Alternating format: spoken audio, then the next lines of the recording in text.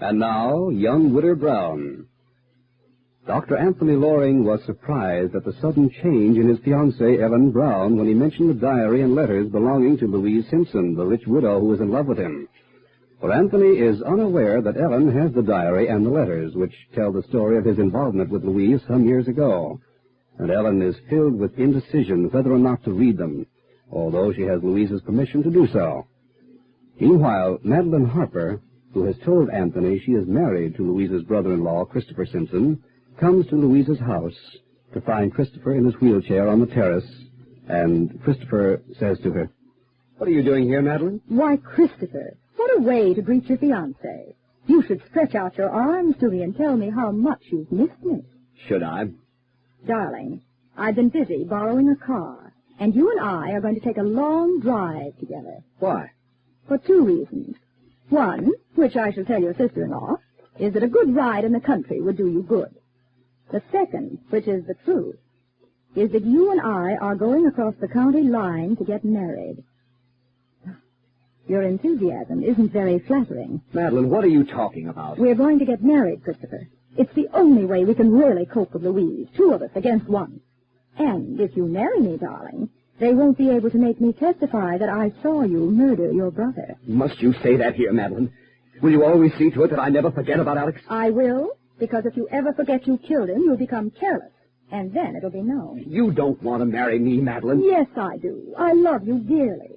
And together we can get rid of Louise, and you and I will be the powerful ones with all the Simpson money. I won't kill again. Christopher, I'm afraid you will have to kill again. If you hadn't been so clumsy the first time... Let me alone, Madeline. Christopher, we have to get married. I've told Anthony Loring we are married. Why? Why did you do that? Because suddenly I was sure it was the thing to do. Together we'll fight Louise. We'll fight her as we should have fought Alex. We'll win, Christopher, you and I. You watch. I'm useless, Madeline. You'll always browbeat me. You'll always be contemptuous of me. Darling, how could I be contemptuous of you? You who are so brave, so wonderfully brave. Brave? Darling, you killed Alex. You were brave enough to do that. But you need me to help you through all the other troubling times, and I will. But you can't marry as suddenly as this, can you? Oh, yes, I can. I've investigated all the rules and regulations. I know the town we can go to. I know a little justice of the peace who marries so many people we'll just be 2 more. No one will know when we got married. And Louise? We can take care of Louise, you and I together, Christopher. We can do it. And I'm sorry, darling, for all the cruel things I may have said to you from time to time. Very sorry. What will Louise say when she sees us leave? Well, she'll think that it's kind of me to take you for a drive. She'll be so busy planning how soon she can really get rid of us that she'll be very indifferent as to what we do. She shouldn't be, of course, because we're going to be here a long time, Christopher. A long time. And at her house, Ellen is saying to her friend, Noreen Temple, "I'm sorry, Noreen, but I simply haven't the faintest idea of what you just said to me." I know you haven't, Ellen. You're paying me no mind whatsoever. What's wrong with you? Nothing. Fighting with Anthony? No. You're letting that Simpson family wear you down, that's what it is. Oh, I don't think so, Noreen. Well, you never can tell, you know. Did you know that Louise is firing Connie, her housekeeper? Oh, Noreen, no. Boom, like that. And she's sending to Chicago for competent help. Get that, competent help. Very grand dame in her newly widowed state, Louise is. Poor old Connie. Louise will pension her, won't she? Louise told my husband that Alex Simpson always said that when people's usefulness was over, to forget them. That being sentimental was a costly virtue. Oh, dear. Everybody's talking about Louise. She's throwing her weight around like nobody's business. And now she's talking to the minister about the new parish house. Well, what in the world has she got to do with that, Noreen? A great deal, Ellen. She wants it built in memory of Alex. And she says she'll finance it, but of course she wants to have the say about the design and so on. Goodness. Mariah Hawkins says she just can't believe this is the same girl. Mariah says after all, Louise always acted as if she had 2 left feet, and now here she is being the great lady of the community, all on the money Alex Simpson left her. While his brother, Christopher, and that fiancé of his starved.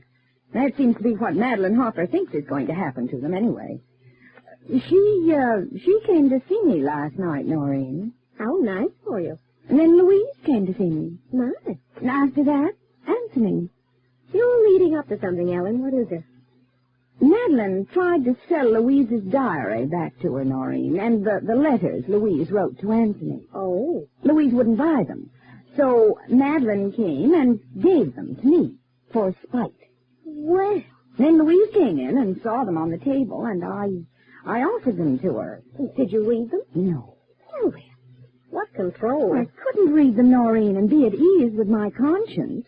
Well, I guess you've got a sterner conscience than I have, Ellen. Well, Louise has given me permission to read them now, Noreen. I think she wants me to. Is she out of her mind? Well, what'd you do then? Just hand them all back to her? No, I still have them. They're in that drawer over there, and every time I pass it, it's very odd. I don't quite know how I feel. Does Anthony know you have the diary and the letters? No. So, there I am. I'm not sure if I have the courage to read them, Noreen. And still, I don't know if I should, merely to reassure myself. It's a very mixed-up feeling, believe me. It must be. What Louise and Anthony were to each other in those days in Chicago has no bearing on me, none whatever. But then again, maybe it has. Perhaps I have to know. Well, and that is a decision to make. I know this, Noreen, that I'm not half so sure of myself as I used to be. I've talked about jealousy, how stupid it is. Corrosive, that's the word I use when I tell other people not to be jealous. I say it's a corrosive emotion. It eats away all that's good and wonderful about loving someone. Ellen? And as a matter of fact, I'm right. It does just that. Last night, Anthony came to see me because he was so annoyed with Louise and Madeline and Christopher, and he turned to me for relaxation and understanding. Only all I was thinking about was that wretched diary and letters. You better get rid of them. Yeah, I know. But it takes a kind of courage to take them and throw them out, Noreen. Yes. I discover I don't have that kind of courage. Oh, I want someone to make up my mind for me. Oh, darling, I just wouldn't want to take the responsibility. Why? Because, well, suppose you read them and you couldn't take it. I'd feel so to blame, Ellen, if your reading them would change you toward Anthony. And it could.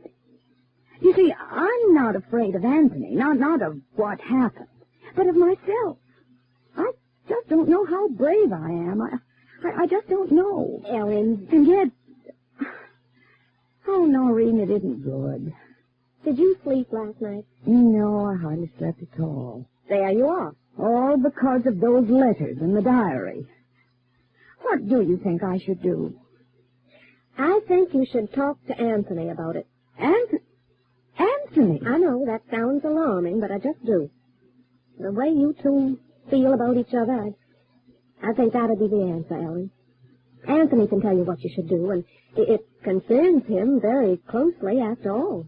Very closely? Yes, I'd ask Anthony. I don't think I want him to know that I have any doubts, Noreen. Well, I don't see how you can avoid that. I'm not going to be able to avoid a lot of things now this has begun for us. Look, take them to Anthony. Show them to him. Ask him if he thinks you should read them.